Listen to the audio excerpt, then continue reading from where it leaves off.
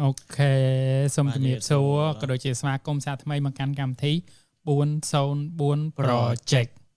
អូខេដូចយើងបាន announce អញ្ចឹងថ្ងៃនេះគឺយើងមានភ្ញៀវកិត្តិយសមួយរូបគឺបងភក្តី official Yes បាទជំរាបសួរកាន់ប្រិយមិត្តរបស់ខាងអធិការ Project 404បាទ404បាទសម្រាប់ខ្ញុំភ្ញៀវក្នុងភ្ញៀវថ្មីក្នុងកម្មវិធីនេះតែភ្ញៀវចាស់ទេតែថ្មីក្នុងកម្មវិធីនេះចាស់ក្នុងតុកភ្លឺ background ងឹតតែថ្មីចំពោះកម្មវិធី404ហើយមែនតើបាទដូចអ្នកនរគ្នាប្រហែលជាបានដឹងហើយថាភក្តីគាត់ជួបអាចនិយាយថាហ្នឹងហើយអាចនិយាយថានេះគ្រោះធម្មជាតិចាស់បាទថាគ្រោះធម្មជាតិក៏បានដែរដោយសារមួយលានក្នុងសំណាងអ្នកនរគ្នាប្រហែលជាអ្នកខ្លះគាត់អត់បានដឹងផងថាភក្តីគាត់បានត្រូវផ្ទះបាញ់បាទហើយអត់អីអត់ទទួលមរណភាពបាទហើយងើបមកធម្មតាអត់អីហើយជាពវៀនដល់ខ្នែងទៀតមានដល់ខ្នែងម្លេះអីគុណវៀនច្រឡំពវៀនដល់ខ្នែងជាគេឲ្យផ្ទះបាញ់គ្នាមួយទៀតអ្នកនរគ្នាកុំឲ្យភ័យខ្លាចពេកគឺឥឡូវនេះគាត់មានពេទ្យផ្ទាល់ខ្លួនតាមមកជាមួយទៀតដោយសារមានដុកទ័រមកតាមជាមួយទៀតបាទដូចរ៉ូនដូឯហ្នឹងតែមានពេទ្យតាមមើលថាសុខភាពតែនិយាយលេងសើចអីមែនតើអ្នកនរគ្នាមួយលានអត់តាន់មានមួយផងគឺគាត់អញនិយាយថាទឹកដោះម៉ែថ្លៃជីវិតថ្លៃមែនតើព្រោះគាត់ស្លាប់តែអត់ប៉ះពាល់ដល់អាយុជីវិតពិតជាអូយគាត់តែឃើញគាត់ status គាត់ផុសហើយនេះមែនតើណាវាចៃដន់ពេកពីព្រឹកនិយាយពីរឿងចៃដន់វាធ្លាក់ចៃដន់ដល់លើចៃដន់មកមិនភ័ក្រខ្ញុំបងសាលយើងសាលថតរឿងបាទគាត់បន្លានទុកមុខទៀតម៉ូតូជិះបណ្ដាមកបុកឡានគាត់ឃើញផុសហើយសួរគាត់អូថាបុកញ៉ាំទៅគាត់មិត្តភ័ក្ដិខ្ញុំសួរដែរសើនាំអញ្ចឹងណាបាទហើយថ្ងៃត្រូវផ្ទះបាញ់ខ្ញុំដែរថ្ងៃគេបុកឡានគាត់ប្រហែលមួយថ្ងៃមុនហើយយីមិននេះផ្លេចអត់ទេសួរស្លាប់មិនចាំប្រហែលជាផ្សារមួយថ្ងៃហ្នឹងហើយថ្មីថ្ងៃ21ឡើង20ម៉ាន23តើផ្សារមួយថ្ងៃមួយផ្សារមួយថ្ងៃហ្នឹងឯងផ្សារមួយថ្ងៃហ្នឹងពួកផ្សារមិញខ្ញុំមិនប្រាប់អធិការឯងថាមានដឹងអត់រឿងផ្ទះបាញ់មកក្តីហើយបានតាក់តមកឯងចូលមកកម្មវិធីហ្មងហ្នឹងហើយអ្នកនរគ្នានេះមិនមែនជារឿងប្រឌិតទេណានេះជារឿងប៉ិតរបស់គាត់ដោយសារយើងមានផុសតាងអីច្បាស់លាស់តែម្ដងហើយក៏យើងអត់មានអីត្រូវប្រឌិតរឿងចឹងដែរដោយសារវាតាក់ទងនឹងជីវិតអត់ទេវាប្រឌិតក៏វាប្រឌិតដែរប្រឌិតវាកើតទេវាអត់កើតវាមកប្រឌិតដោយសារយើងមានផុសតាងច្បាស់លាស់ហើយវាមិនមែនជារឿងលេងសើចដែលត្រូវយកមកធ្វើអញ្ចឹងទេព្រោះនេះវាពាក់ព័ន្ធមួយអាយុជីវិតបាទហើយព្រោះខ្ញុំនិយាយរឿងហ្នឹងដោយសារអ្នកនរគ្នាប្រហែលជាអត់ទាន់បានដឹង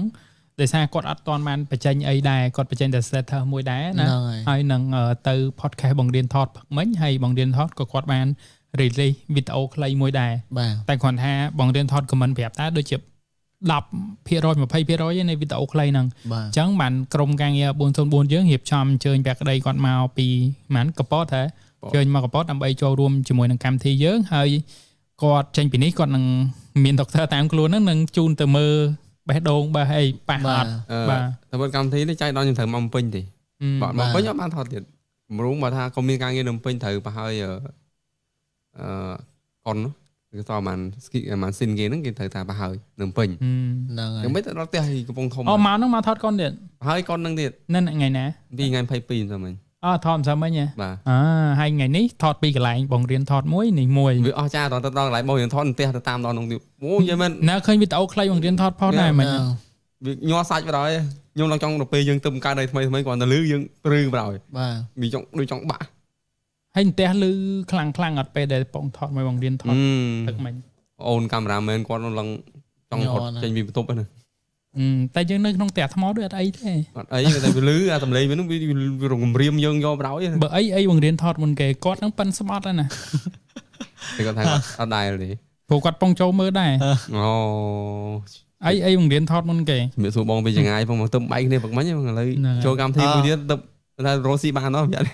ចឹងថ្ងៃនេះយើងមានវត្តមានភក្តីគឺជាភ្ញៀវកិត្តិយសដែលទៅតែរួចផុតពីគ្រោះធម្មជាតិមួយហើយយើងបកមកកម្មវិធីយើងតិចសិនគឺកម្មវិធីរបស់យើងគឺជាកម្មវិធី4ដែលមានឈ្មោះថា404 Project ជាកម្មវិធីមួយដែលអ្នកនរគ្នាអាចកំសាន្តអារម្មណ៍ជាមួយនឹងរឿងអបិយជំនឿរឿងអមនុស្សក៏ដូចជារឿងផ្សេង ទៀតជាច្រើនទៀតនៅក្នុងកម្មវិធីយើងហើយកម្មវិធីយើងគ្រាន់តែជាកម្មវិធីកំសាន្តបែបរន្ធត់តែប៉ុណ្្នឹងទេអត់លើកទឹកចិត្តឲ្យអ្នកនរគ្នាដាច់ខាតត្រូវតែជឿដាច់ខាតត្រូវតែមិនជឿទេបាទសូមចាប់ទុកវាជាកម្មវិធីកំសាន្តបែបរន្ធត់តែក៏យើងមានវីដេអូឲ្យអ្នកនរគ្នាមើលដែរជាផុសតាងហើយសកម្មភាពមុនទៅតមកពេលដែលផ្ទះបានបាញ់ហើយបែបណាទៅទៀតគឺយើងមានផុសតាងច្រើនមែនតើដើម្បីបង្ហាញអ្នកនរគ្នាថានេះគឺជារឿងច្បាស់លាស់ហើយក្នុងហ្នឹងគឺមានរឿងអបិយជំនឿនៅក្នុងតិចតួចដែរមិនមែនអត់សោះហ្នឹងណាខ្ញុំបញ្ជាក់ដោយសារមានរឿងអបិយជំនឿតិចតួចដែរហើយជាអបិយជំនឿមួយដែលយើងធម្មតាអត់ដែរបានដឹងបាទបងអាចប្រាប់បានថាតំណងនៃដែលការចាប់ផ្ដើមទៅទីតាំងកន្លែងបបកថៃហ្នឹងណាត់គ្នាដោយរបៀបណាទៅស្មោះណាហើយទៅដល់ម៉ោងប៉ុន្មានហើយជួបហេតុការណ៍អីខ្លះមុននឹងជួបរឿងមិនគួរឲ្យជឿហ្នឹងអ្វីដែលតាមបានដកបានណាបានតែចិត្តមិនស្រួលខ្លួននិយាយចឹងអ្វីដែលដាក់ចេះបណ្ដោយហ្នឹងតែមកស្រួលខ្លួនបងអ្វីដែលយើងគិតស្មានមិនដល់ហើយយើងក៏គិតថាវាមិនកើតឡើងយ៉ាងដែរខ្ញុំថាចកថតកុននៅកពតថតកុនរយៈពេល15ថ្ងៃហើយយើងក៏បានមានពេលវេលាតាណាដែរខ្ញុំអត់មានពេលវេលាតាណារួចទេខ្ញុំត្រូវនៅកន្លែងថតរហូតបាទគ្រប់ពេលវេលានៅមើលអត់ថតត្រូវនៅមើលគេថតចេះតែមើលខ្ញុំញៀនការមើលគេថតកុនសប្បាយមើលថ្ងៃខ្លះថតក៏ត្រូវនៅមើលគេដែរពេលអញ្ចឹងទៅវាធ្វើឲ្យពេលវេលាយើងវាខើចហើយខ្ញុំក៏ខ្លាចទៅជាជំងឺគ្រុនម្យ៉ាងថ្ងៃដែលគេថតចប់ឈឺបណ្ដោយឈឺប្រកាច់ដល់ណាបានឃើញអាយកប៉ាន់ដុលដាក់មួយលេបឡើងលេងជាណាយកប៉ាន់ដុលដាក់មួយម៉ាស៊ីនជាដាក់មួយម៉ាស៊ីនជាមិនឃើញទេអត់ឃើញហ៎ដាក់មួយម៉ាស៊ីនជាមិន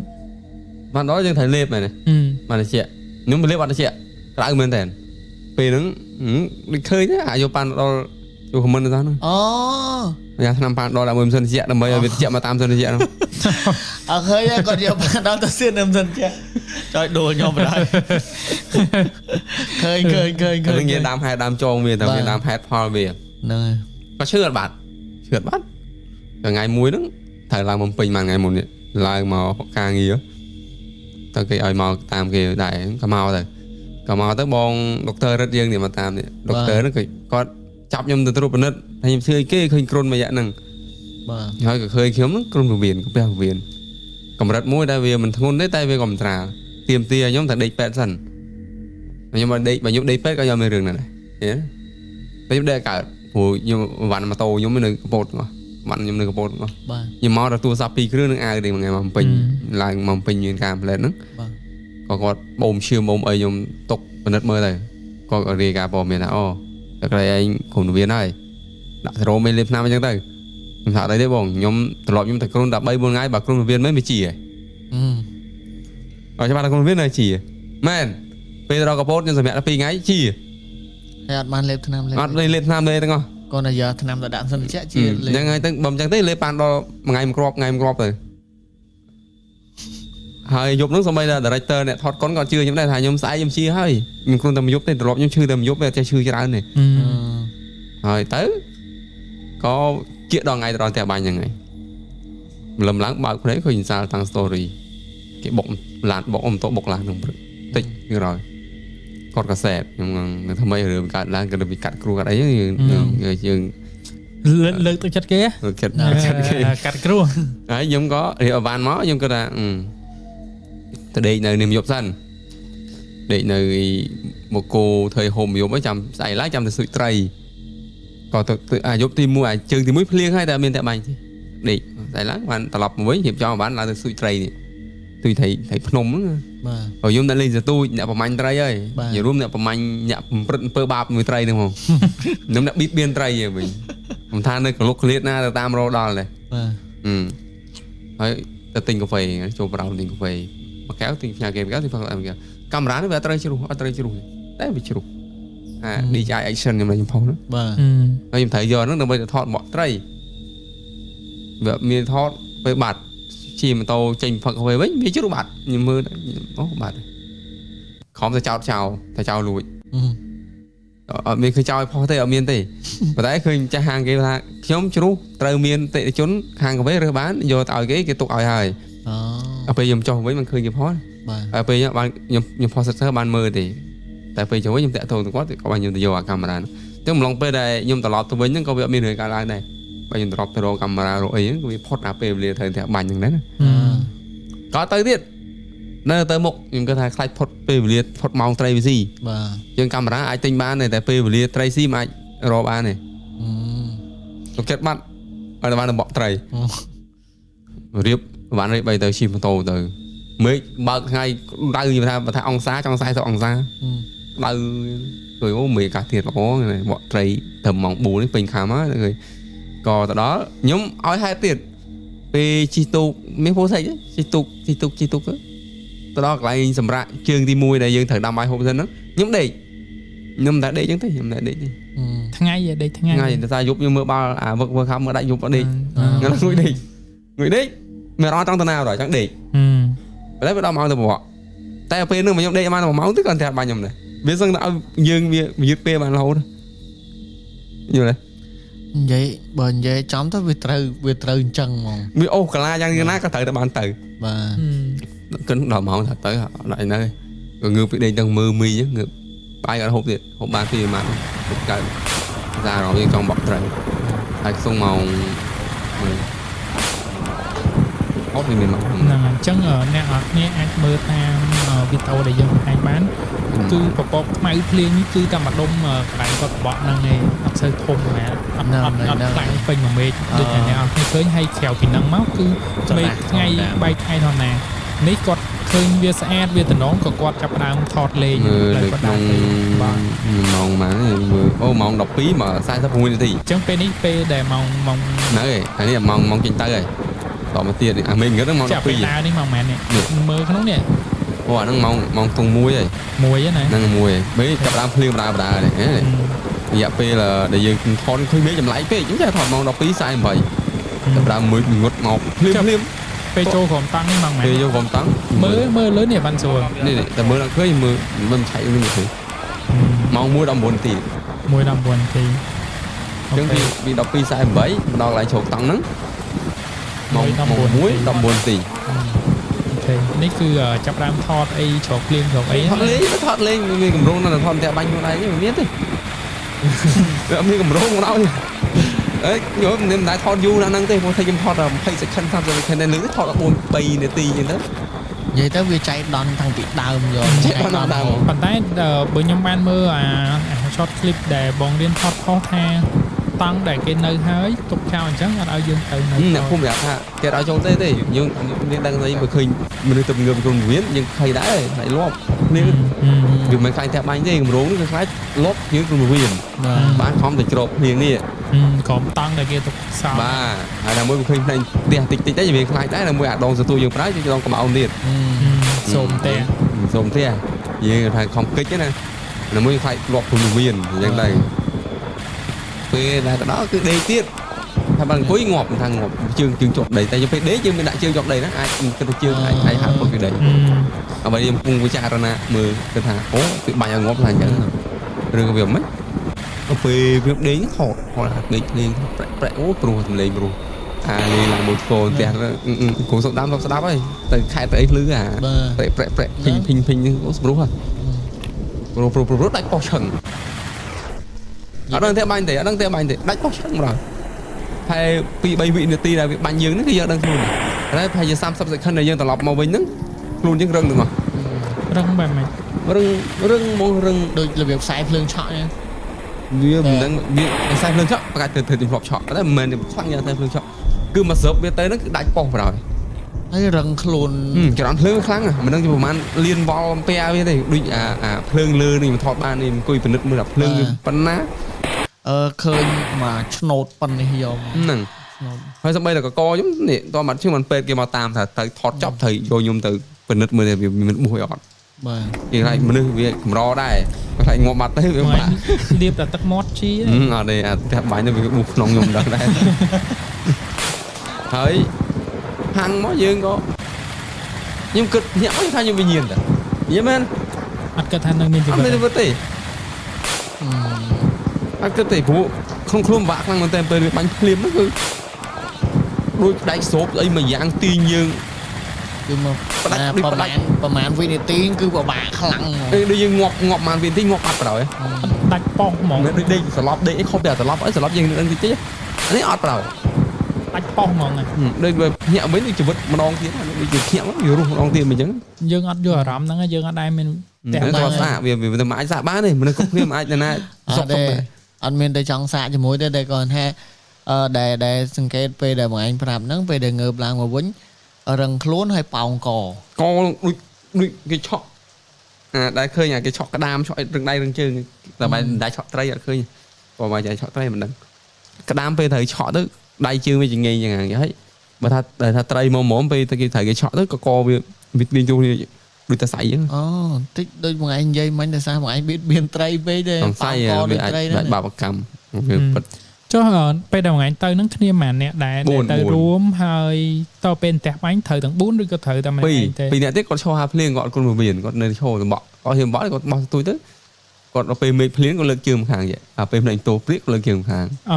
ពេលតោព្រៀកលើកហើយម្ដងពេលហ្នឹងគឺផ្ទះបាញ់ខ្លាំងហូបធម្មតាគាត់ថាគាត់ដែរទេគាត់មកដាក់ត្រីដាក់អីហ្នឹងដូច full take ខ្ញុំមើលគាត់រកត្រីអីហ្នឹងរាប់ឆ្នាំនៅឡើងចិត្តស្លាប់ទៅវិញអ្នកខ្លះចាស់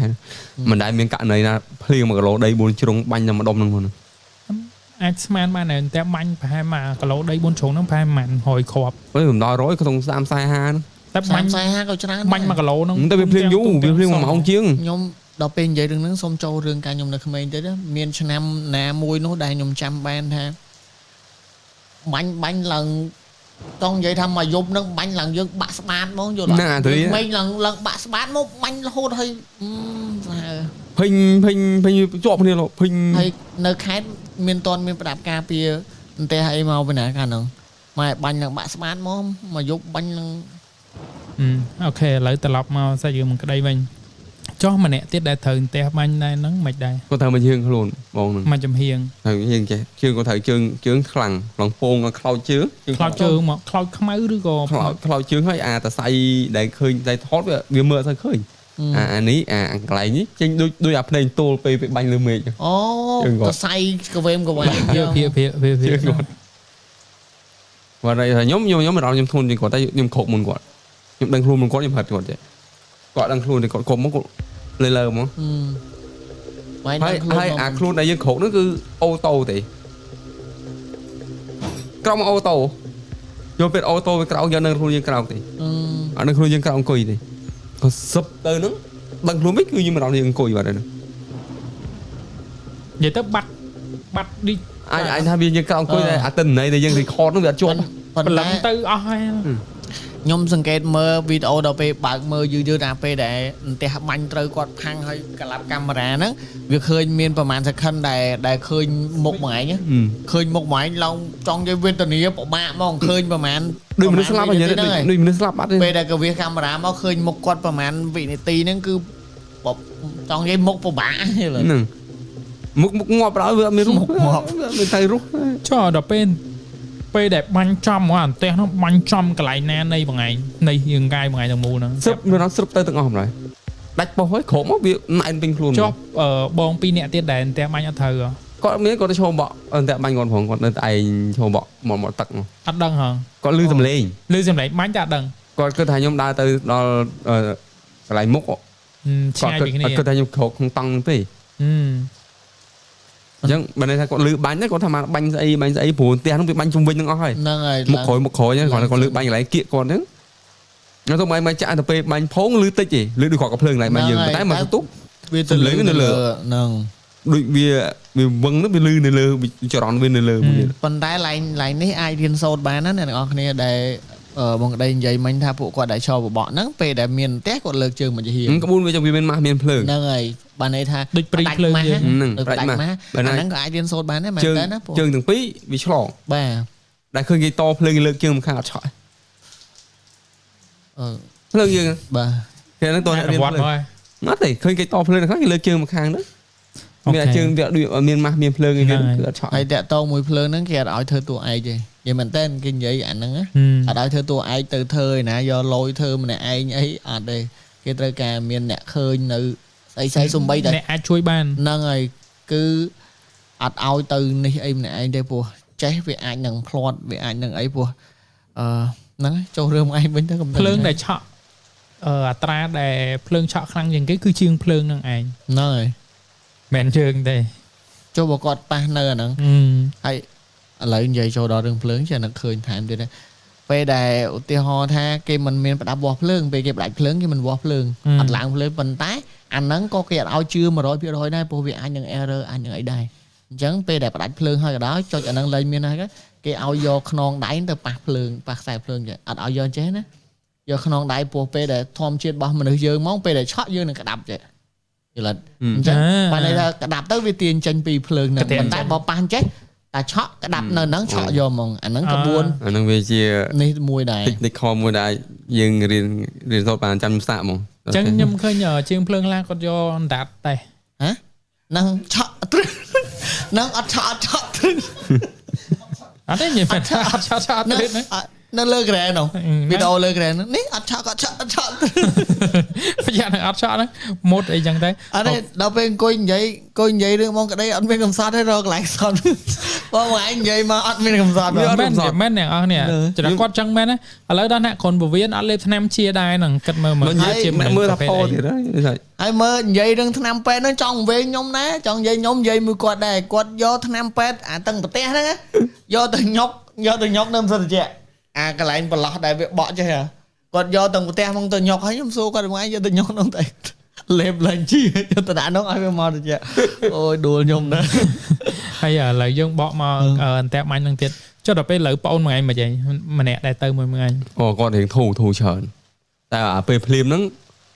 គូគាត់អាចក្បាត់ស្មារតីខ្លាំងមកហុចនឹងត្រូវធ្ងន់គាត់ភ័យបាទស្លន់ស្លោគាត់ទីរត់ចេញក្រៅតង់ទៀតចាអារម្មណ៍គាត់លើមិនដែរអារម្មណ៍គាត់ចាប់ដើមធូរស្រាលវិញប៉ុន្តែដូចគេនិយាយមែនអារម្មណ៍ដូចត្រូវផ្ទះបាញ់គឺអារម្មណ៍អត់ប្រកក្តីទេខុសធម្មតាដូចងាយមិញទៅអង្គុយកន្លែងគេធ្វើឡានគាត់លើគេលើកអាស្អីគេលើកកុងតឺន័រទៅច្រឡំផ្ទះបាញ់ដែរអូបាទនេះថាដូចវាដិតដាមផ្អើលមែនទៅ podcast ពួកថតជឿផ្ទះបាញ់ទៀតតទៅផោងបានភ័យបាទអូផ្ទះតាដឹកមិញហ្នឹងហើយអាហ្នឹងវាពាក់ព័ន្ធមួយផ្លូវចិត្តដូចគេយើងផ្ទះបាញ់ហ្នឹងឃើញគេនិយាយមែនពាក់ព័ន្ធមួយផ្លូវចិត្តនឹងវាអត់ទៅនឹង no មុនទេប៉ុន្តែដូចនិយាយចឹងបងឯងនេះគឺមួយក្នុង1លានសំណាងហ្មងចង់និយាយទាំងពីរនាក់ហ្មងដែលនៅមួយបងក្តីហើយបងម្នាក់ទៀតដែលប៉ះមកជាហៀងហ្នឹងចង់និយាយថាមួយក្នុង1លាន10លានយកហ្មងតែបើអាសាស្បត់អត់ឈួរស្មោះត្រង់ហ្មងខ្ញុំនេះស្បត់មួយនឹងណាខ្ញុំស្បត់មួយមិត្តភ័ក្ដិអីចឹងថាទៅឲ្យតាន់ម៉ោងហើយអត់ចៃលុយគេថាសងអត់ស្បត់ទៅអត់សងបងម្ល៉េះហើយការមុនធ្លាប់និយាយមើលបងក្តីបងមាន trip ណា MM ឯងប្រាប់ខ្ញុំផងចង់ទៅជាមួយឥឡូវពិចារណាធំមកខ្ញុំគិតឡើងវិញណាតែដល់ពេលអញ្ចឹងអ្នកផ្ទះបងបារម្ភអត់ដល់ពេលយើងត្រូវផ្ទះបាញ់អញ្ចឹងមិនសួរនេះនឹងឆ្លើយសំណួរមិនបណ្ណាមិនបារម្ភភ័យពេញផ្ទះនោះអត់ទេបារម្ភបែបមិនចង់ដឹងថាគាត់បារម្ភភ័យម្ដាយយើងហត់ធុងមើលឃើញគាត់ហួសចិត្តអត់ឃើញមើលខ្ញុំអត់ឃើញដែរនៅក៏ទេមកដែរគាត់សួរឯងមិនហើយមិនឲ្យកូនគាត់សារទេមកតែអត់ដឹងតែគាត់រឹងទ្រុះមិនយើងវាអត់ដឹងបើយើងយល់អត់ទៅថាអូយកូនឯងតែបាញ់អត់ទេបាញ់ខ្ញុំអត់ទៅស្លន់ទេកូនឯងអត់ស្លន់ទេតែវាស្លុតគាត់ស្លុតគាត់គាត់តែបាញ់យល់ហើយមួយទៀតខ្ញុំយល់ធ្វើដូចជន់មុនបាញ់កែវហ្នឹងតែបាញ់អធិការដោយសារមួយទៀតដោយទម្លាប់របស់គាត់ណាទម្លាប់របស់គាត់ឃើញអត់ផ្ទះបាញ់នៅធ្វើដូចអត់មានរឿងអីយល់អត់ដូចខ្ញុំបើចឹងខ្ញុំនិយាយមួយអ្នកផ្ទះខ្ញុំរកកន្លែងកំសត់មិនឃើញទេយល់អត់ដល់ពេលអញ្ចឹងអ្នកផ្ទះបារម្ភហើយប៉ុន្តែវាមិនដល់ទៅកូនហើយកូនចង់និយាយវាអត់ចេញអញ្ចឹងដោយសារយើងទុករបៀបអញ្ចឹងផ្ទះបាញ់ហ្នឹងបងឯងមកអង្គុយនិយាយធម្មតាទៅដល់អ្នកអរគ្នាដែលកំពុងទស្សនាការ live ពីកម្មវិធី401បច្ចេកណាឃើញយើងនិយាយថានេះមិនមើងងាយជីវិតគាត់ទេដែលយើងនិយាយសើចសប្បាយប៉ុន្តែជីវិតគាត់រកកន្លែងកំសត់វាអត់ឃើញណារោករ៉ាកាហ្វេព្រឹកឡើងសើប្រោនបាទហើយផ្លេចប្រាប់ទៀតនៅពេលផ្ទះបាញ់ហ្នឹងបាញ់បាក់ដងស្ទួយគាត់មួយដឹងថ្លៃ500ជាងដឹងដងស្ទួយអាកបោនគេនិយាយវិញហ្នឹង500ជាងនោះសុំ full take អាដងស្ទួយ500ហើយចឹងទៅជឿថាគាត់ក្រមិនហើយគាត់និយាយដែរគាត់ថាក្រដោយសារទិញអាហ្នឹងអត់ឃើញដល់ខ្លះឡានម៉ូតូបាទកាហ្វេព្រឹកឡើងប្រោនហើយដងស្ទួយ500បាទណាដងស្ទួយហ្នឹងណែនេះបាក់នេះតែបាញ់បាសមិនមែនគាត់ធ្វើបាសណែអស់នេះនេះហត់ឈ្ងៀមដូចមកសើអត់ប្រាប់ទៀតពេលដែលបាញ់យើងស្រុបយើងដឹងខ្លួនផាយជា30 second ហ្នឹងគឺហុយញឹមគេហុយ ហើយdiaមកសែវបាញ់ហើយឈ្ងៀមមកសែវឈ្ងៀមក្លិនមកសែវដូចមកសែវតែម្ដងវាឈ្ងៀមចេញពីអាហ្នឹងម្ដងហើយឃើញអត់គាត់និយាយរឿងកាមេរ៉ាគាត់ជ្រុះហ៎អាកាមេរ៉ាហ្នឹងក៏មិនថោកដែរគាត់ចិត្ត500ដែរតែហ្នឹងថ្មី reaction ហ្នឹងមកឈុតវា500ដែរហ្នឹង500ដែរហើយបាត់ហើយគាត់សុខចិត្តអត់ទៅរវិញទៀតដើម្បីឲ្យតែបានស្ទូចត្រីឃើញបាត់កាមេរ៉ាបោះចោលតម្លៃ$500បានស្ទូចត្រីហើយស្ទូចត្រីអត់គុំណោះអត់កាមេរ៉ាថតអត់ទៅសំខាន់បានតែ enjoy live យល់ហើយបាទនេះគាត់ថាកាមេរ៉ារកទិញថ្មីទៀតបានប៉ុន្តែអាពេលវេលាស្ទូចត្រីម៉ោងត្រីស៊ីហ្នឹងអត់អាចបានទៀតទេទូរស័ព្ទគាត់មានទៀតហើយអញ្ចឹងវាពិបាករកកន្លែងអាណិតគាត់ដែរយល់អត់ហើយខ្ញុំនិយាយស្មោះត្រង់យើងនិយាយសើចនៅតាក់ទងមួយជីវិតគាត់មិនមែនមើងងាយជីវិតគាត់ទេប៉ុន្តែវារកកន្លែងអាណិតវាអត់ឃើញនិយាយនេះវាឃើញខ្ញុំអស់និយាយមើលពាក់មីគាត់ថាហើយកំ pl ែងណាទៅផ្លែមកមនុស្សខ្ញុំមិនអត់ក៏អត់កំ pl ែងទេប៉ុន្តែវារកកន្លែងកំសត់អត់ឃើញយល់អត់លើរកកន្លែងណាកំសត់លើកមួយមកចាដូចខ្ញុំចូលកម្មវិធីរបស់ខាងអន្តរការលប់ជួបខ្ញុំ2ដងរឿងស្ដាប់មកគួរខ្លាចមែនទេប៉ុន្តែអ្នកមើលចូលជាMUក្នុង YouTube សើចត្រោយពី season ហ្នឹងគឺអ្នកមើលច្រើនសើចត្រោយគ្នាយើងខមមិនហ្នឹងមិនតែបាញ់មួយថ្ងៃទេតែបាញ់ដងស្ទូចដែរវាឆ្អាតឃើញទេមិនគ្នាយើងមើងងាយជីវិតយើងទេតែគេរកកន្លែងអាណិតអត់ឃើញគ្នាយើងខមមិនថាពូក្តីជីវិត2ខ្ញុំសង្ស័យជីវិតខ្ញុំដូចអា Mobile Legend ហ៎ជីវិតអស់មួយនៅជីវិតមួយបែ item អាជីវិត2អត់ការថែមួយទៀតពួកគាត់និយាយមួយខ្ញុំថាគាត់មានរឿងដែលកើតឡើងលើជីវិតគាត់ធ្ងន់ជាងអន្តះបាញ់នឹងទៀតថាការជ្រូកព្រៃខាំថ្ងៃអានោះមិនធ្ងន់អានោះឥឡូវនិយាយមកអានោះវានៅដឹងខ្លួនតែនេះវាអត់ដឹងខ្លួនបាទនោះយើងដឹងហេតុការណ៍ទាំងអស់ដឹងឈឺដឹងអីដឹងឈឺដឹងគ្រប់សពដឹងម៉ែប្រហែលម៉ែឆ្នាំហើយបងនេះខ្ញុំធ្លាប់និយាយនេះអត់និយាយណាធ្លាប់និយាយនេះធ្លាប់និយាយនៅវីដេអូមួយថ្ងៃហ្នឹងតែដែរនិយាយស្មាតទេផ្លេចបាត់និយាយតិចប្រាប់តិចអ្នកខ្លះអាចមនុស្សម្លឹកខ្ញុំជឿថាអ្នកមើលអត់ដែរស្ដាប់ទេបាទអាពេលរឿងដែលសោកសៅរឿងដែលខ្ញុំគិតថាវាការស្លាប់ការចិត្តស្លាប់របស់ខ្ញុំដែលធំបំផុតគឺជ្រូកខំបាទម្ដងតែបាញ់បាទតែមុននឹងរឿងរបស់ខ្ញុំត្រូវជ្រូកខំហ្នឹងមានការស្លាប់ដល់ទៅ6ករណីទៀតលងទឹក4ដងការជោគជ័យលងទឹក4ដងបាទនៅខ្ញុំនៅក្មេងអាយុប្រហែលប្រហែលខួបហ្នឹងធ្លាក់នៅរៀមផ្ទះយើងមានសមុទ្រម៉ែខ្ញុំអ្នកនេសាទក៏ហ្នឹងក៏យើងត្រាច់ចោទៅនៅហ្នឹងធ្លាក់ទឹកលត់ងាប់ទៀតគេទៅហៅគេលើកតនក្មេងអាយុប្រហែលវាធ្លាក់ទៅផ្ងាពុះម៉ែប្រាប់ផ្ងាពុះអត់លេចឯកងក្មេងមានអាសមត្ថភាពពិសេសមួយហ្នឹងហើយវាចៃដន្យធ្លាក់ចំពេលផ្ងាអត់ទេធ្វើមិនក៏ផ្ងាដែរអូអត់តន់ចាក់អីហ្នឹងដាក់ចូលទឹកគឺដែតហ្មងពេលហ្នឹងអត់លងទេទឹកប្រៃទៀតមិនទឹកសាបទៀតទឹកប្រៃទៀតទឹកប្រៃហៅតាន់ដែតហ្នឹងមានអីទៅបងខ្ញុំគាត់ទៅទិញនំមកស្ទុះដែរពេលមកវិញឃើញខ្ញុំខ្វាយទៅលើកម្ដងរស់ពេលរៀងធំតិចទៅតាមប៉ាទៅនៅកម្ពុជាក្រមប៉ាខ្ញុំកម្ពុជាក្រមបាទស្រួលគ្នាគាត់ទៅនៅក្នុងខ្ញុំទៅតាមគាត់ពេលតាមគាត់លងទាំងភាសាទៀតអានោះធ្ងន់ម្ល៉េះដូចមានអារម្មណ៍ថាភូតដែរអីមួយវាអត់ងាប់ហើយឡើងពេលហ្នឹងខ្ញុំចាំបានឡើងពេលអាលងទឹកហ្នឹងរត់ឆ្លងផ្លូវម៉ូតូយួនប៊ីបុកងាប់ទៀតមកផ្លែហ្នឹងយើងនៅក្មេងមិនទៅដឹងអីមកយួនតែទៀតធំតិចទៅនៅកាចេះលងភាសាទៀតអាហ្នឹងបានក្មេងវត្តជួយលងធ្ងន់ហ្មងធ្ងន់ណាយើងជិះងាប់ហ្នឹងអាការព្យាយាមរបស់យើងតាំងក្មេងមកនេះការជោគជ័យទឹកផងតែបាញ់របៀបថាងាប់ដោយទឹកងាប់បានទៀត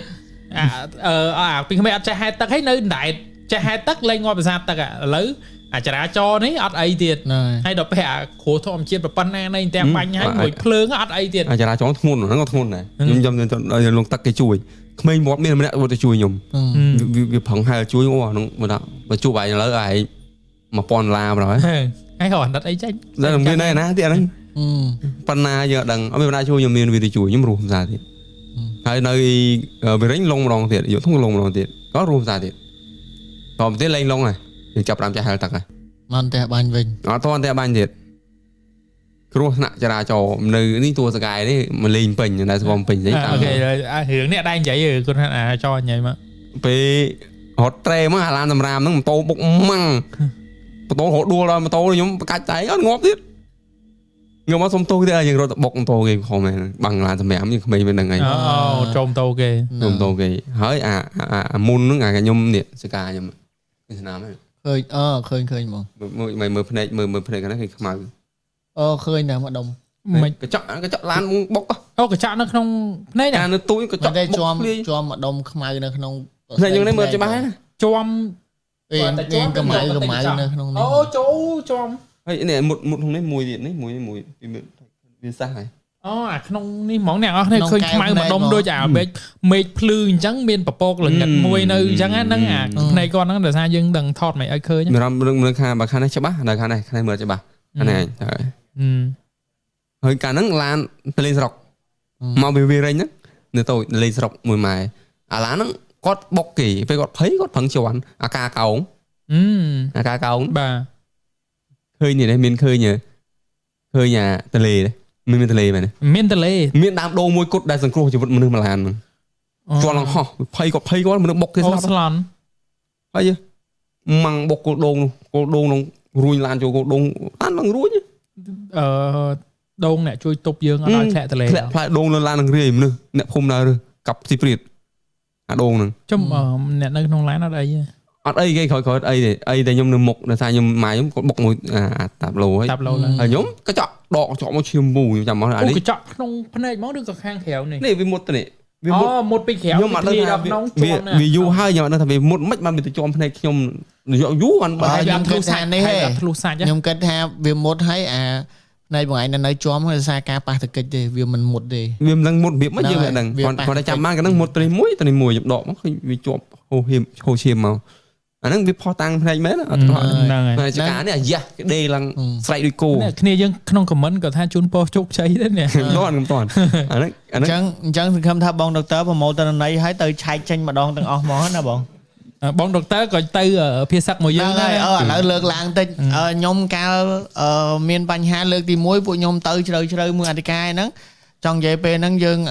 អសុវត្ថិភាពខ្លាំងយើងចូលទៅជ្រៅហើយនេះទៀតតែលើកទី2នេះមានអារម្មណ៍ថាអត់សូវអសុវត្ថិភាពទេដោយសារមានដុកទ័រទៅមួយយើងបាយទឹកអីគឺគាត់គិតគូហើយគិតគូហ្នឹងគាត់អ្នកក្រុមយើងហ្នឹងចោះទៅធ្វើប្រគុណមួយបងអ៊ីតាមី ហ្នឹងហើយសារក្រោយណាសុំទោសសារក្រោយខ្ញុំកាន់ខាងប្រគុណកាន់ខាងអាចកាន់ខាងប្រគុណហើយពេលខ្លះគិតឲ្យខ្លួនឯងសុវ័យខ្ញុំគិតថាអូម៉ាឡានណាបើមានក្របមានអីមកឲ្យកុំឲ្យទៅត្រូវពេទ្យឲ្យពេទ្យមើលយើងវិញ អូខេ អត់ទេសិនតែបានបនច្រើនណាវងសង្គ្រាមយើងសិនធ្វើបនមកយើងធ្វើដើម្បីប្រទេសជាតិយើងមិនគិតជាបនជាបនពើល្អក្នុងចិត្ត បាបបើជួបថៃមាញ់មកអានោះបាបក៏ទទួលដែររៀងទេតែចាំបនអត់មានរូបរាងទេអាក្រក់ក៏អត់មានរូបរាងដែរ បាបក៏អត់ដែរ វានៅក្នុងចិត្តអូខេហើយតទៀតបើតដល់រឿងយកខំទេពោះ3ខំម្ដងពោះ3ខំទៀត អាហ្នឹងគេហៅចឹកហើយអី អត់ទេខំចឹកទេចឹកងាប់ខំងាប់ទេ ខំអត់បញ្ចេញពឹសទេ ហ្នឹងហើយ និយាយទៅគួរតែជោគជ័យមែនតើហើយ ងាប់ហ្មងទៅអីក៏មិនខាំទេនេះ ដឹងមែនកាលហ្នឹងអាណិតអត់ឃើញ ខ្ញុំនិយាយមែនខ្ញុំអត់ទៅឃើញពួយខ្ញុំចាប់ហើយ1គីឡូបាន 80000 100000 វាក្មេង អត់ទេគាត់ស្មោះត្រង់ប៉ុន្តែឥឡូវគាត់ឈប់ប៉ះសัตว์ហើយគាត់ខ្ញុំចាំបានពោះដែលខ្ញុំចាប់ធំបំផុតក្នុងឆាកជីវិតខ្ញុំពោះវែកគឺនេះអូសយណាក៏3ម៉ែត្រ4ម៉ែត្រដែរចឹង ទៅ3ម៉ែត្រជាង អត់ទេគាត់អត់គិតពីទំហំគាត់គិតពីទំហំលុយវិញនោះ អត់ទេកាលនោះលោកបានដូចជាជិត1លានជាង ឃើញអត់ អូច្រើនណាស់1លានជាងឆ្នាំ2010 10ជាង អូថាពីអាហារច្រើនមែនតើមក ទិញកឡើង5បាវ7បាវច្រើនខ្លាំង មើលលើសាក់តែមកបេក100000ហើយខ្ញុំហ្នឹងអត់ខ្វល់កទេខ្ញុំលុយទាំងអស់ខ្ញុំទិញប៊ីជេស្កនៅព្រៃបានប៊ីជេស្កអំបិលមករស់អញ្ចឹងអាអង្គស្រូវហ្នឹងយើងធ្វើបានខ្លួនយើងតែយើងអត់ចេះអំបិលផលិតអាប៊ីជេស្កអំបិលទេយើងត្រូវទិញគេអាហ្នឹងហើយចាប់ថ្ងៃហ្នឹងចាប់ចុងចកាថ្ងៃមួយខ្ញុំផ្លាត់ខ្ញុំចាប់បាននឹងទូចប៉ុណ្នេះពេលខ្ញុំដាក់វាចូលបេទៅវាខំខ្ញុំឈាមដៃគ្រិចទៅហើយអត់អីទៀតអត់អីអត់ចាក់ថ្នាំចាក់អីអត់ចាក់ទេអាហ្នឹងពុះហ្នឹងខំដងអាពុះ QQ ដែលគេល្បីតែខំហើមជើងប៉ុណ្ណឹងសក៏ខំខ្ញុំដែរដងជាប់ពាក់ខ្ញុំពាក់ដល់ជើងផ្ទាត់ពីក្មេងមកដល់ឥឡូវក៏ពាក់ដែរហ្នឹងឥឡូវពាក់ដល់ចាស់ហ្នឹងខំពឹបខ្ញុំនៅពុះខំតែអត់ដល់ពួកឲ្យខ្ញុំផឹងហមមើលខ្ញុំឃើញវាពេលហាក់ណាស់ខំយកអត់ស្លាប់ទេប៉ុន្តែអាពឹសវាហ្នឹងអាចធ្វើយើងហើមទៅបង្កទៅការវីរុស បាក់តេរីអាហ្នឹង បាទ យូរអត់លួយជើងអញ្ចឹងទៅតែវាមិនដោះអត់លួយដល់ហៅប្រភ្លាក់ទេអញ្ចឹងអាហ្នឹងជាសារព័ត៌មានមួយសារព័ត៌មានជាសារដោះតឿនសម្រាប់អ្នកបោះតង់ដែរតិចទៀតខ្ញុំនឹងប្រាប់ថាត្រូវប្រុងប្រយ័ត្នឲ្យបានខ្ពស់មែនតើពស់ទាំងអស់ហ្នឹងអត់អាចលេងសើចទេ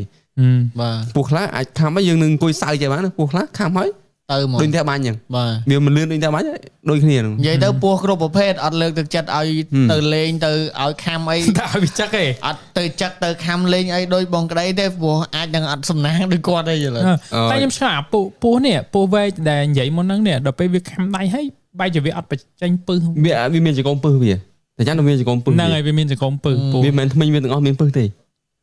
បើថ្មិញវាទាំងអស់មានពឹសវាមុតខ្លួនឯងវាងាប់អត់ទេវាមានតែចង្កូម2លើទេដែលបញ្ចេញពឹសត្រូវអត់ហ្នឹងវាមានចង្កូម2របស់វាអញ្ចឹងប្រហែលជាវាខំមួយថ្ងៃហ្នឹងខំយកធ្គៀមវាចៃដល់ហ្នឹងវាឆាន់ចំអត់ពឹសហ្នឹងអញ្ចឹងវាសំណាងទៀតវាសំណាងអូខេហើយនិយាយជ្រូកខាំខ្ញុំដែរខ្លាចជ្រូកខាំមកធ្លាប់បាក់ដែរឃើញជ្រូកថ្ងៃក្រោយរៀងបាក់តិចហ្នឹងបានធ្ងន់ជីវិតពេលហ្នឹងមកជីវិតបាទជីវិតយើងសំខាន់មែនទេខ្ញុំកាលហ្នឹងដូចស្តីអន្តៈបាញ់យ៉ាងណាងើបទៅឈឺចឹងគ្រុនចាញ់ថ្មីនៅណានៅខេត្តណានៅអ៊ីសុកអ៊ីខាងភៃឡង់អូខេល្បីឡើងពេញតម្រិញ3ទាំងអស់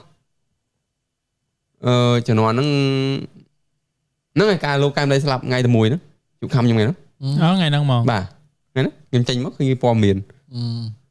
ពេលហ្នឹងខ្ញុំដើរទៅជីកត្បូងអ្នកព្រៃទៅឃើញខ្ញុំធ្លាប់ដើរកាត់តើហ្នឹងជីកត្បូងបាទទៅយើងទៅឆ្លងកាត់ទៅវាឆ្កែដេញជ្រូកយើងខំខ្លាចឆ្កែជ្រូកខំឆ្កែយើងរត់ជួយដល់ព្រៃវាជិតឈឹងចូលលូនចូលទៅមានអីអាចជ្រូករត់មកមានព្រៃណាតោព្រៃទូចខំជ្រូកខំមិនមែនខ្វះចេះទេណាខំដូចឆ្កែខំមនុស្សអញ្ចឹងអូមកងាប់ហ្នឹងតបាក់យកគប់បើកជើងអញ្ចឹងវាតបាក់តាណាមុតវាយកតាហ្នឹងតាណាមុតវាខំដៃផ្សេងទៀតហើយដូរគប់ចាវាមិនមែនខំមកដុំដូចខ្លាហែកយកមកណាវាគប់វាថ្មិញមកកម្លាំងថ្មិញវាទាំងប្រហែលគីឡូទៅពីយើងតែវាអត់មុតកម្លាំងអ្វីដែលខ្ញុំកត់សង្កល់ថាកន្លែងវាខំជើងខ្ញុំវាអត់មុតតែចង្ក្រោយមកមុតដៃបែកដៃនេះមកខាង3សាខ្ញុំហែកមាត់វាហ្នឹងហើយចាំបានគាត់ហែកមាត់ជ្រូកភ័យឲ្យប្រឡែងជើងហ្នឹងអញ្ចឹងអត់ទេចាប់ឲ្យជាប់ឲ្យវាខំយើងទៀតនេះគាត់ហែកអោបវាតែខ្ញុំគិតថាពេលដែលយើងចាប់មាត់វាហ្នឹងកន្លែងហ្នឹងខ្ញុំអត់សូវនិយាយ detail បើសាកសម័យមើលតើវាវាអាថ្មិញវាតែបន្តិចចំចឹងជំនីខ្ញុំហ្នឹងអូស្រីខ្ញុំងាប់បាត់ហើយខ្ញុំអត់រស់ទេខ្ញុំអត់បានរស់អង្គុយទេអត់បានដល់ផ្ទះបាញ់ទេតែជោគជ័យតាំងពីយូរហ្នឹងតែពេលខំវាហ្នឹងហើយវាមិនយកថ្មិញវាមកគេខ្ញុំអាថ្មិញចែ2វាអាហ្នឹងមុតហើយក៏ចង់បានម៉េះបើវាអត់កំពុងឆ្ងល់ថាវាភ្លើម្លេះហើយទៀតនឹងធ្វើម៉េចធាក់ចង្រោចធាក់ផឹងធាក់វាចេញពីយើងអាថ្មិញវាគ្រាន់តែវាបាត់ជើងអាយ៉ាសាងខាងអាយ៉ាអត់ឆ្អឹងអូថ្មិញវាមុតខ្លាំងមុតអាចកោមហ្នឹងមែនចកោមវាហ្នឹងវាមានថ្មសម្លៀងរបស់វាសម្លៀងវាធម្មជាតិហ្មងវាដោះមកចេះខ្ញុំប្រាប់ហើយអាថ្មសម្លៀងគឺនៅវាលើរាល់ពេលដែលវាស៊ីចំណៃថ្មិញវាហ្នឹងហើយដែលសម្លៀងគ្រប់ពេលវេលាថ្មិញខាងលើថ្មសម្លៀងរបស់វាហ្នឹងវាត្រូវទូនាទីវាសម្រាប់សម្លៀងថ្មិញខាងក្រោមដើម្បីការពារខ្លួនវាធម្មជាតិបានន័យថាអាថ្មិញលើហ្នឹងមកទៅដោះដើម្បីអាក្រមហ្នឹងមុតរហូតហ្នឹងអាក្រមវាមិនខំចំណៃចេះអញ្ចឹងអាក្រមទៅដោះមកលើរហូតគ្រប់ពេលវេលាដែលវាស៊ីចំណៃគឺដូចសម្លៀងថ្មិញអញ្ចឹងហើយមុខដូចមុខកបិតអញ្ចឹងប៉ះថ្មល់វាមិនប៉ះច្រាច់ទេតែមកវាយកមកកម្លាំងវាមួយជាមួយដូចមុខកបិតរបស់វាហ្នឹងហើយដល់មុតហើយយើងនឹងអាយ៉ាតិចទីប្រយអូខេឥឡូវគ្នាយើងនេះសុំ break ទៅរន្ទះបាញ់វិញបងអូខេដោយសារយើងនិយាយរឿងគ្រោះថ្នាក់ច្រើនហើយអញ្ចឹងសុំត្រឡប់ទៅរន្ទះបាញ់នឹងបន្ថែមបន្តិចហើយក៏បងប្រាក់ក្តីគាត់មានរឿងចែកម្លែកមួយរឿងទៀតដែរប៉ុន្តែខ្ញុំឆាប់អារម្មណ៍មុនហ្នឹងដែលបងបានចែកម្លែកជាមួយនឹង podcast បងរៀនថតហ្នឹងគឺតំណមដែលបោះតង់ហើយយើងទៅនៅគេទៅបាត់យើងទៅនៅមកតង់ទៀតណាអាកន្លែង detail ឡើងខ្ញុំបានសួរអ្នកភូមិដែរវាហេតុអីតែគេប្រាប់ខ្ញុំថាគេឧបកិច្ចមិនម្ចាស់រោងគេឧបកិច្ចអីចឹងទៅឲ្យណាមកដេករោងគេទេឬគេមានជំនឿមួយទៀតគេថាវាមានខ្មោចមានអីមកជ្រកក្នុងរោងហ្នឹងខ្ញុំស្មាតទៅនិយាយតាមគេបាទខ្ញុំអត់បានផ្ដិតអីណាទេនិយាយតាមគេខ្ញុំមិនមែនទេណាដឹងរឿងចឹងខាងហ្នឹងទេតែបន្ទាប់ពីយើងមានហេតុការណ៍ហ្នឹងហើយគេប្រាប់យើងចឹងថាពេលដែលរោងគេទុកចោលចឹងដាច់ខាតគេឲ្យជ្រកទេអ្នកភូមិនឹងនៅខាងគេហ្នឹងបាទ សុខចិត្តឲ្យធ្វើថ្មីចិត្តនឹងក៏បានអីក៏បានចិត្តនឹងឬក៏យើងនៅតំណែងផ្សេងអញ្ចឹងទៅអានោះយើងវាអត់ដឹងថាតំណមឬក៏វាជាវាអាចមានកន្លែងខ្លះករណីមនុស្សស្លាប់ទៅយើងដឹងរហូតអញ្ចឹងគឺយើងទៅជន់ដានជន់អីទៅវាហេតុកាយយើងវាមិនដឹងហ្នឹងហើយអូខេចុះសម្រាប់បទពិសោធន៍បងដើរចូលព្រៃច្រើនអញ្ចឹងមានដែរទៅស្នាក់នៅស្តង់អីតង់ណាគេដែលគេរៀបឲ្យកាត់នៅអញ្ចឹងដែលដឹងខ្ញុំដេកឡូវអ្នកភូមិអ្នកស្រុកអីទុកចោលផ្ទះស្រែផ្ទះខ្ទមផ្ទះអីមិនដេកហើយដេកតាំងពីរូងភ្នំរូងខ្លាទៀតនេះគិតមើលអើយតែមកចាញ់អាតង់មកផ្ទះបាញ់មកបែកហ្នឹងអាផ្ទះខ្មោចលងក៏ដេកដែរតែមកចាញ់ហ្នឹងអាតង់ក៏អត់មានអីសោះអត់មានអីសោះចាផ្ទះនោះដែលមួយថ្ងៃទៅហើយមានដងធ្លាក់អីនេះនាំដុកទ័រទៅដល់ទៀតមុនដុកទ័របានទៅបានដូចជាប្រហែលដងហើយផ្ទះហ្នឹងល្បីរត់ទៅបានប្រហែលដងហើយនៅនេះបងនៅនេះហ៎អាយើងយកឡានអស់រ៉ូតទៅហ៎អត់ទេនៅកបាញហ៎មិនបានចូលផ្ទះហ្នឹងអត់ម្ដងកាពី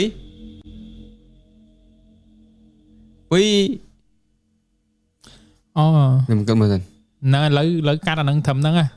អូរត់បានចូលគាត់ទៅថ្ងៃក្រោយទឹកលិចបាត់ហើយហ្នឹងហើយក្រោយផ្ទះហ្នឹងទឹកលិចហ្នឹងហើយក្រោយផ្ទះហ្នឹងទឹកលិចហើយដើមដូងខ្ពស់ហ្នឹងគេបិទទំនប់ហ្នឹងហើយគេបិទទំនប់អ្វីដែលខ្ញុំសន្លប់ទៅវិញមួយសារទៀតដែលខ្ញុំដាក់ធីមអស់រ៉ូតខ្ញុំទៅហ្នឹងគឺអត់មានអ្នកដេកដែរផ្ទះមួយខ្ញុំនិយាយគឺអត់មានអ្នកដេកដែរហ្នឹងហើយនៅតែដូចមុននៅដូចខ្ញុំទៅមុនយប់ឡើងលឺចានឆ្នាំងអីដូចមានលើនេះតែអត់មានអ្នកណាហ៊ានទៅដេកនៅតែអត់មានអ្នកហ៊ានទៅដេកតែយើងមកចាញ់ត្រឹមតង់ផ្ទះបាញ់ចាញ់ត្រឹមតង់ផ្ទះបាញ់តង់មើលធ្លុះសោះហ្នឹងតង់មកប៉ែអូខេហើយយើងមិនអាចមើលប្រមាថបានហ្នឹងវាអញ្ចឹងបាទដោយសារមានបងប្អូនយើងគាត់ឮសំឡេងមនុស្សស្រែកនៅក្នុងវីដេអូដែលមួយថ្ងៃថតហ្នឹងអាសំឡេងដែលខ្ញុំដាក់ហ្នឹងគឺខ្ញុំថតពីទូរស័ព្ទមកទូរស័ព្ទវិញអញ្ចឹងមកដល់ភូមិមានមនុស្សគាត់ឃើញគាត់ស្រែក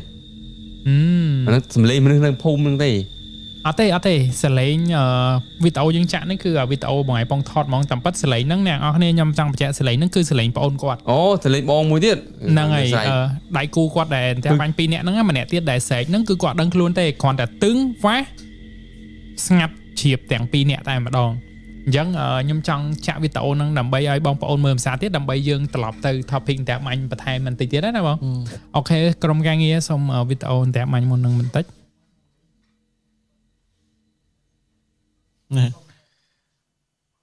បងអើយរឿងវាត្រូវកំសត់តែរកកន្លែងកំសត់អត់ឃើញនេះអ្នកទាំងអស់គ្នានេះបងប្អូនដែលទស្សនាការ live ឮសលេងអានេះយើងចាក់នេះមានសលេងហ៎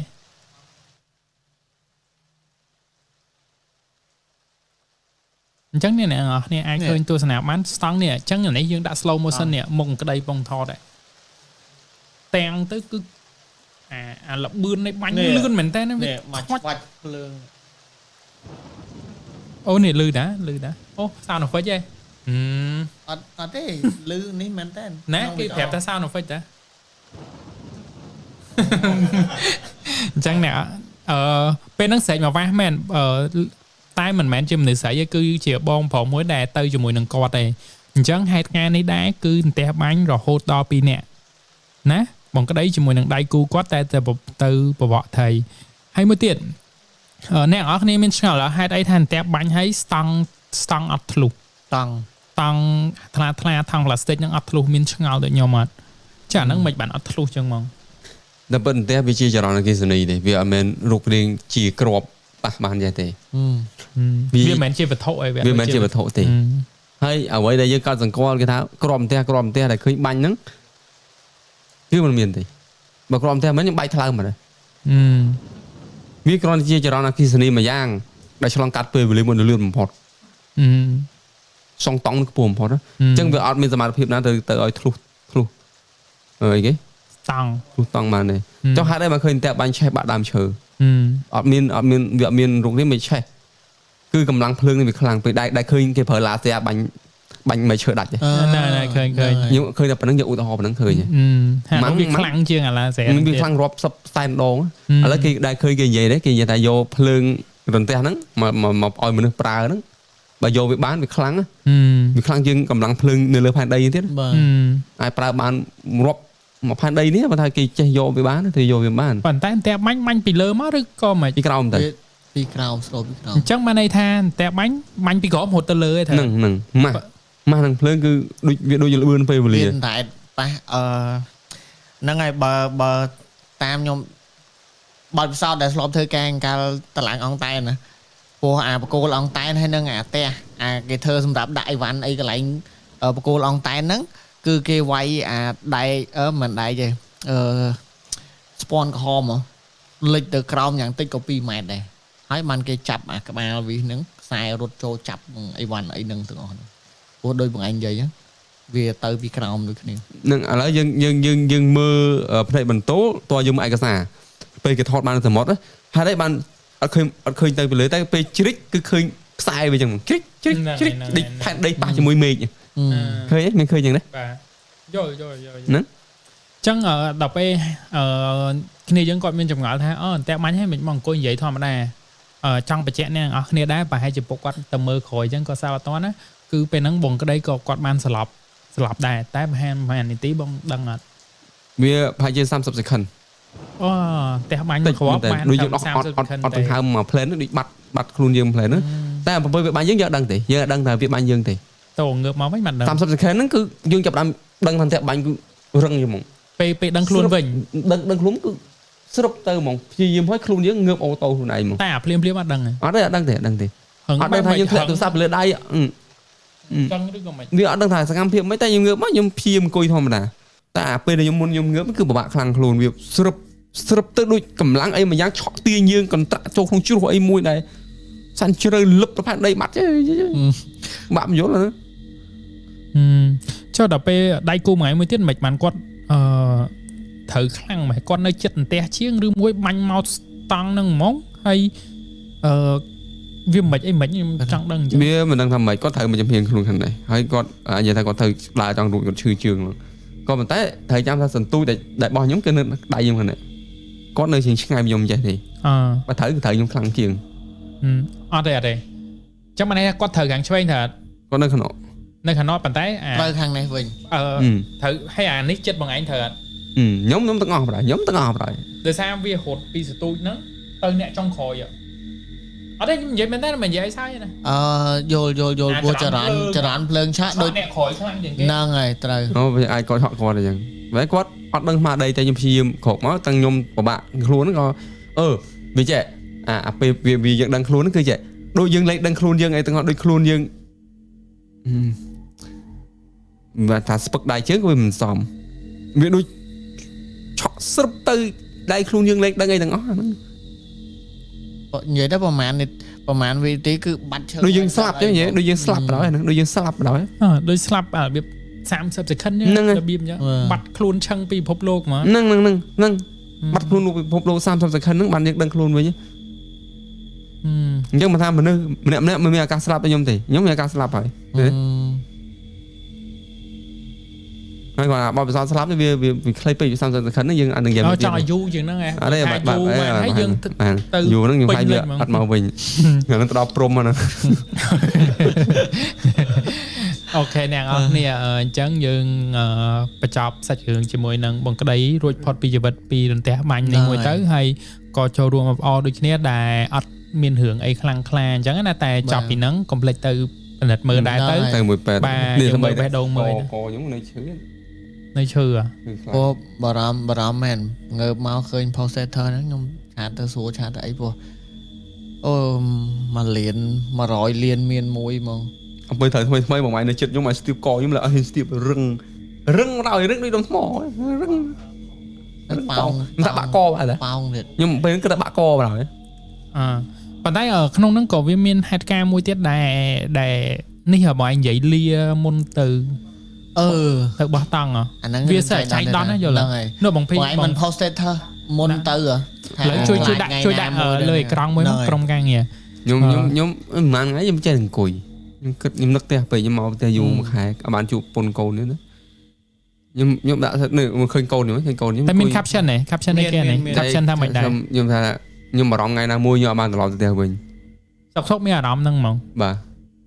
មានអារម្មណ៍យ៉ាងហ្មងយ៉ាមែនអារម្មណ៍ហ្មងហើយឥឡូវ play វីដេអូឃើញកូនខ្ញុំគាត់អង្គុយសួរប៉ែងទៅមួយថ្ងៃមកវិញគាត់សួរខ្ញុំអូនេះជាវីដេអូឬជារូបវីដេអូ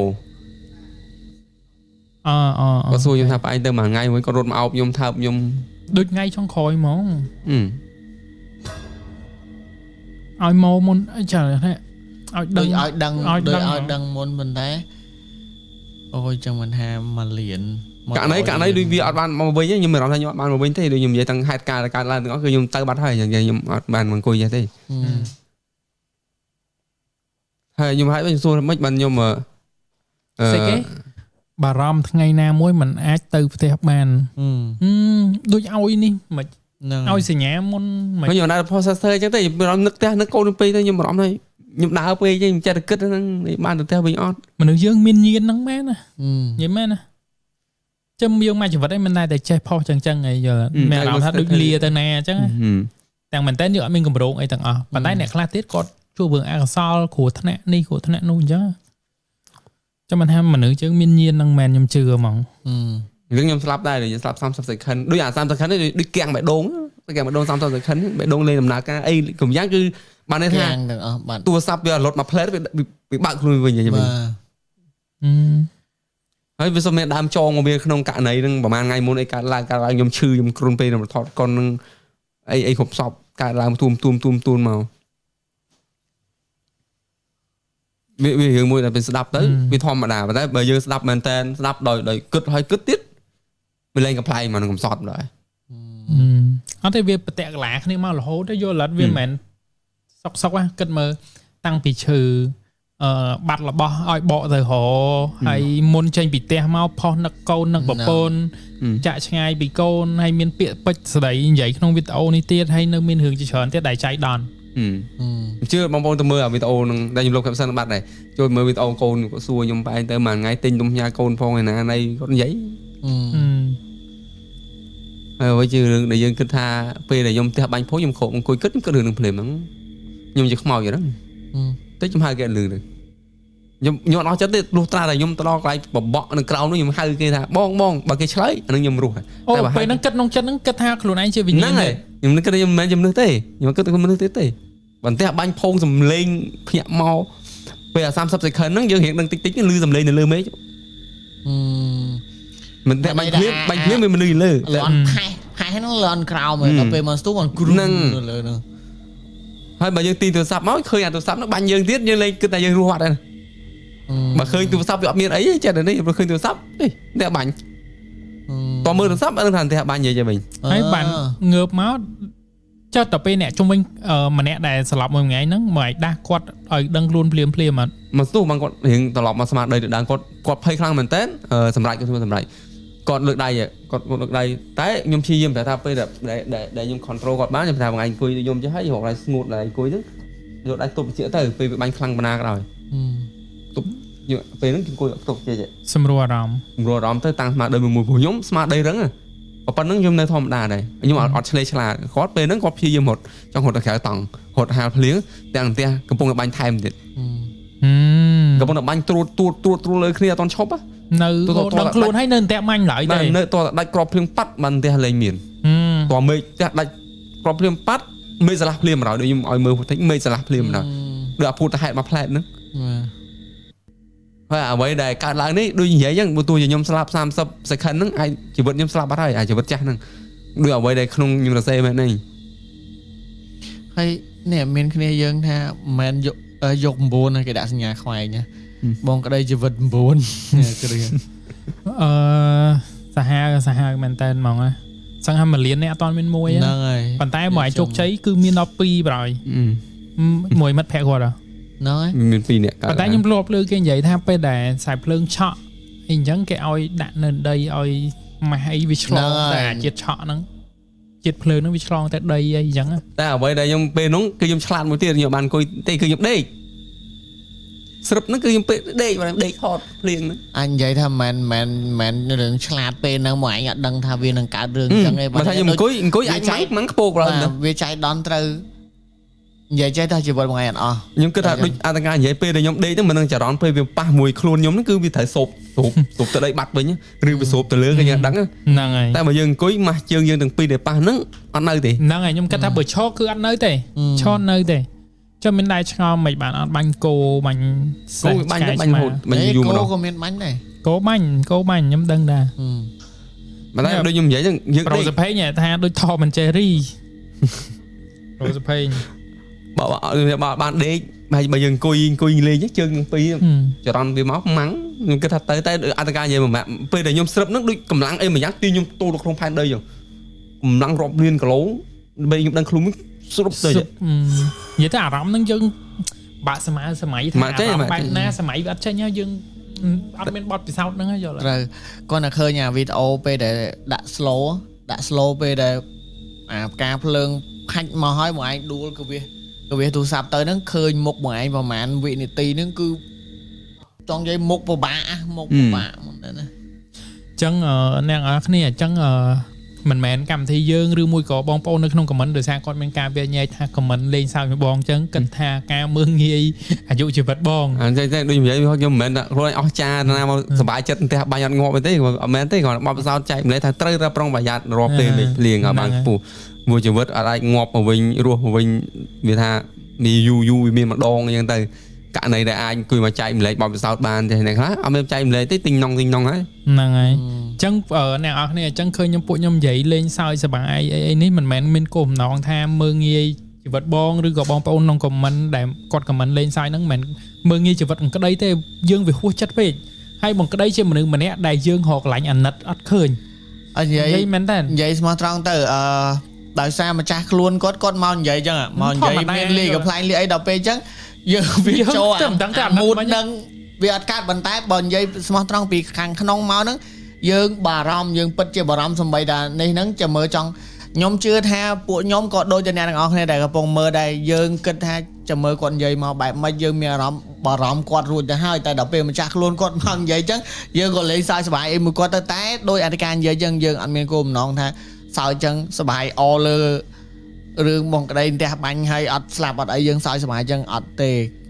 បើយើងហ្នឹងនិយាយហួសចិត្តមួយទៀតនៅពោធិ៍សាត់សំកាត់កំតនថែមក្រុមការងារចាំជួយដាក់អាវីដេអូផ្ទះបាញ់ហ្នឹង repeat ចោលទៅដោយសារមានគ្នាយើងគាត់ចង់មើលដដែលអញ្ចឹងណាអញ្ចឹងតោះត្រឡប់មកបងវិញនៅពោធិ៍សាត់ពេលហ្នឹងខ្ញុំជា70សេរីខ្ញុំប្រាដូបាទងាយក្រដែរហ្នឹងចុះលើវឹងអ៊ំសុំថតមកប៉ុស្តិ៍ក្មួយជីមកជីឡានក៏គឺ70សេរីហើយលុយកតាម100ឡាខ្ញុំទុកចាក់សាំងចុះខ្ញុំមីងមាំងជីម៉ូតូដើរតែយើងអរគុណគាត់ទឹកចិត្តគាត់តែវាកំ pl ាញពេកមែនទេមិនមែនតែម្ដងទៀតករណីកាលឡើងពីរដងហើយថ្ងៃនេះឆ្លងដងនៅក៏ចេះឡានអស់រ៉ូតអាបោះបងមេការ៉ាថ្លៃដែរនោះចូល 30000 40000 មកណាចៃគាត់ទៅបងស្រី2នាក់គាត់សួរមួយថ្ងៃជិះមកខ្ញុំជិះឡានលោកពុនកូនមកអញ្ចឹងខ្ញុំជួយចេញថ្លៃឡានថ្លៃសាឡាមួយថ្ងៃមិនចេញទេខ្ញុំចេញឲ្យមិនដល់ខ្ញុំអូទូស្គាល់នឹង real fan man ខ្មែរយើងអញ្ចឹងចូលចិត្តណាគេ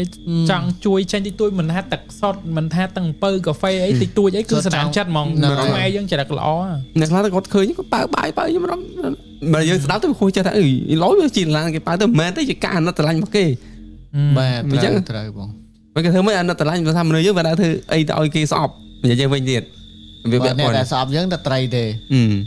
អូខេអញ្ចឹងវីដេអូដែលអ្នកនរគ្នាកំពុងទស្សនានេះគឺជាទស្សនវិជ្ជាចៃដន្យគាត់កំពុងតែថតទូទៅនេះហើយចំពេលផ្ទះបាញ់យកតែម្ដងហើយគាត់រៀបផុតជីវិតអញ្ចឹងយើងសូមបញ្ចប់ topic ផ្ទះបាញ់ប៉ុណ្នេះដោយសារយើងច្រើនដែរអញ្ចឹងយើងសូមនិយាយមក topic ទៀតបន្តទៅទៀតតែហ្មងជាមួយនឹងភ្ញៀវកិត្តិយសសប្តាហ៍ហ្នឹងគឺបងភក្តីហើយយើងនឹងទុកវីដេអូនេះប្រហែលជា 2-3 នាទីទៀតយើងនឹងចូលទៅ topic បន្ទាប់អញ្ចឹងយើងបើកក្បាលជាមួយ topic បន្ទាប់អាចឲ្យចំណងជើងបានទេបងនិយាយងជើងគេចុះហុកប្រាក់ហុកអីអូប្រាក់ហ្នឹងគឺខ្ញុំយកទៅកើយពេលផ្ទះបាញ់ខ្ញុំហ្នឹងអញ្ចឹងបាទមិនរឿងផ្សេងណារឿងហ្នឹងឯងខ្ញុំញក់ឆ្ងល់តែថឹងកតាប់ខ្ញុំមានស្អីខ្ញុំមិនដឹងទៅពាក់ព័ន្ធមួយរឿងហ្នឹងអត់ជួយដាក់មួយមកតាមប៉ិតហុកប្រាក់ហ្នឹងគឺបើដាក់ក្នុងកាបូបឲ្យកើយទេត្រូវហ្នឹងខ្ញុំញ៉ាំ Telegram អូនមានវីដេអូខ្ញុំហែកចេញខ្ញុំអត់អស់ចិត្តហើយអាហ្នឹងភ្ញៀវកំងទេភ្ញៀវកំងខ្ញុំទេឆ្លោះគ្នាមួយភ្ញៀវខឹងគាត់ខ្ញុំអត់ស្រួលខ្លួនហ្មងគាត់ឆាតជេរខ្ញុំនឹងព្រឹកម្ល៉េះខ្ញុំសួរគាត់មិនហើយ เอาไปยังสู้เยอะสุดខ្លួនគាត់តមិនហើយនឹងមិនចង់មកអីពីខ្ញុំខ្ញុំផ្ញើបានទៅចៃសួរខ្ញុំអញ្ចឹងខ្ញុំកៀងrồiមកសួរខាងកំហ៊ុនគេខ្ញុំថឹងពេកខ្ញុំទុកវិញទៅឲ្យគេផ្ញើត្រឡប់មកខ្ញុំវិញនៅកំពតហើយខ្ញុំក៏ដាក់តាមកតាខ្ញុំរហូតដាក់តាមកតាដាក់ចេះទៅដាក់ទៅថ្ងៃហ្នឹងដេកកើយគឺកើយព្រះអង្គហ្នឹងឯងបាទដេកកើយព្រះអង្គហ្នឹងគេកើយមើលអាអូនហ្នឹងកើយទៅតាមខាងម្នាក់ចៃគ្នាកើយទៅអាគុំសមយោហ្នឹងហើយអាវិជាសាស្ត្រដូចថាឥឡូវយើងអត់ឈរនៅដីយើងគេអញ្ចឹងអាចរត់ផុតហើយមួយទៀតក៏យើងមានព្រះអង្គនៅក្នុងតាមដែលយើងកំពុងកើយដល់មិនក្នុងហ្នឹងខ្ញុំមិនដែរដាក់ព្រះអង្គតាមទេខ្ញុំមិនដែរទេនេះអវ៉ាន់ភ្ញៀវគាត់ទិញហើយគាត់អត់ cancel ទេគាត់អត់សប្បាយចិត្តមួយយើងក៏មិនចង់ឲ្យប៉ះពាល់អារម្មណ៍គាត់ដែរបាទអញ្ចឹងយើងទៅទុកវិញទៅព្រោះខ្លាចប៉ះពាល់អារម្មណ៍ភ្ញៀវយើងខ្ជិលដែរហើយចំណុចហ្នឹងពេលដែលខ្ញុំឆាតសួរទុកម៉ែក៏បាននិយាយរឿងហ្នឹងដែរថាអាគុំសមយោអាគុំសមយោបានន័យថារឿងវិជាសាស្ត្ររឿងអីដែលដូចយើងនិយាយមិញហ្នឹងមានហើយប៉ុន្តែគាត់មានអារម្មណ៍ថា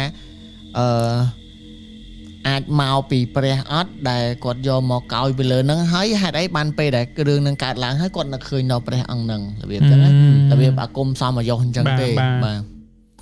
ចឹងអ្នកនរគ្នាដឹងហើយថាកម្មវិធី404បច្ចិកយើងគឺជាកម្មវិធីកំសាន្តបែបរន្ធត់បាទ